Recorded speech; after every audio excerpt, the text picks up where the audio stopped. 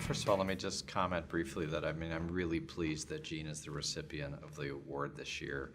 I think, first of all, she joins a luminary group of people, but I think it's very appropriate to recognize her. She had a major influence on, options education and OIC for many, many years. And I think it's important not only that we recognize that, but particularly because she's a woman who's been very successful in the industry. This is, I think, a topic that's near and dear to my heart. And we're doing a lot here to try to bring more visibility to gender equality and gender pay differences. I think it starts with the kinds of decisions that we make and how we act as a role model, not only me individually but us as an organization. We've been obviously, whether it's at the board or whether it's at the management level or the employee level, we're always going to be first concerned with knowledge, experience, expertise. But when we're looking for that, it's important that we try to also foster diversity and inclusiveness, including gender diversity. And so I think we're on a good path there. We've added a number of women to our board. We now have 3 women on the board, all of whom are really very capable people who have great expertise and backgrounds. We have a number of women in senior executive management on our management committee. And we continue to try to sort of cultivate that and also build awareness over the need for us to seek that type of gender diversity within the organization. The financial services industry and trading in particular is difficult because it's been a male-dominated environment for many, many years. But, I think that's changing so much. You look at the past, we used to try to hire people who were competitive athletes, or they had a military background, or they had engineering or mathematical backgrounds. And for many years, that tended to be men. But now, as you well know, the industry is very different.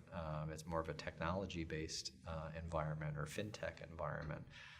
We have lots of women now who are involved in STEM or mathematics or engineering. And so I think this is going to continue to change, but for our part, it's really I think it's about being a role model, and it's bringing more visibility to the issue and helping people understand the importance of it.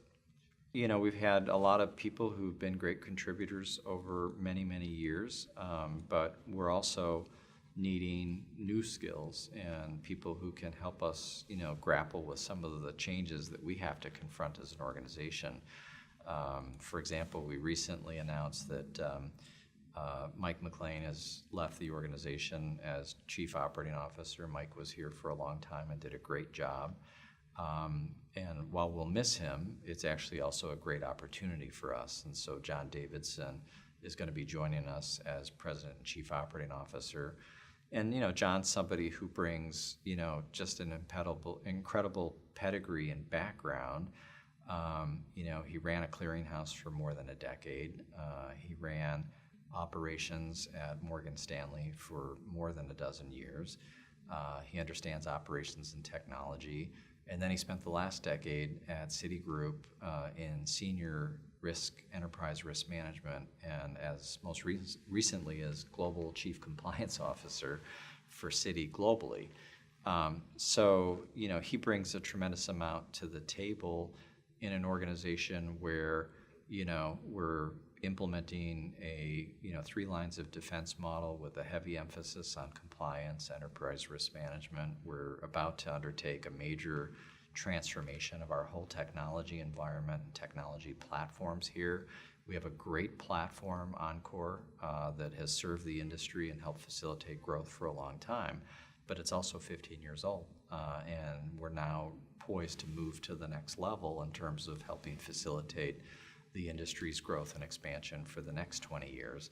So he brings all that to the table. So that's an important change. We've also brought on a new senior person from BNY Mellon, David Ridgway. He'll be leading our enterprise risk management efforts underneath John Fennell, our Chief Risk Officer. John has been here 25 years. He's a really important ingredient to our organization. John has also helped bring on board, and we haven't yet announced it, but a new chief security officer who has 35 years of experience coming out of a major banking institution, but also the public sector, where he's been focused entirely his entire career on cyber. So these are really strong additions, and I think we have a very dynamic organization. So we're going to continue to maximize the benefit of people who've been here a long time and know a lot, but also people who bring new capabilities, new knowledge, and new skills. I mean, I think we're already sort of taking shape in that sense. I mean, we're a larger organization than we were. Our SIFMU designation and having to, fundamentally change, a lot of how we do what we do in terms of being more policy and procedure driven and documentation driven. We have a much more rigorous regulatory interface than we did before. We have oversight not just from the SEC, but the CFTC and the Fed, really rigorous examinations. It's a very different world that we're living in. And so the size of the organization has expanded. A lot of the types of professionals that we have within the organization have expanded as well. We have a reasonably significant compliance function, a large chief risk officer function, including enterprise risk management, information security, vendor risk management, third-party risk management. These are all kind of new things that clearinghouses are increasingly focused on.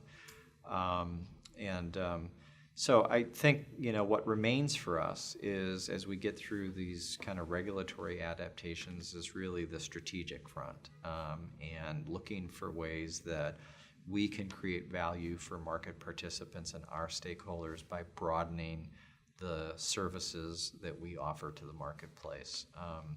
That's not yet our highest priority, but we're soon going to be pivoting to that as we sort of make this successful transformation as a systemically important financial market utility. We've said publicly that I've committed to stay another 3 years. Right now my role has expanded. I don't think that is really the long-term structure for the organization. I think it's important to provide stability and to see through the changes and the transformation that's taking place here. But I really came here to be chairman, and at some point with the changes that we discussed earlier, the expansion and strengthening of our leadership team here, that's a conversation that obviously we'll have with the board.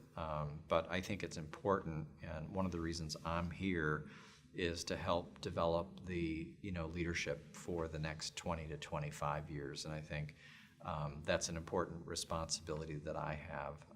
And so, I view my role here as a transitionary role, certainly in the sense of the combined chairman and CEO role, and that's not something that I think will be in the long-term best interests of OCC. So, we have more to do to get our leadership team in place, but as we do, I would hope that my longer-term focus would be as chairman.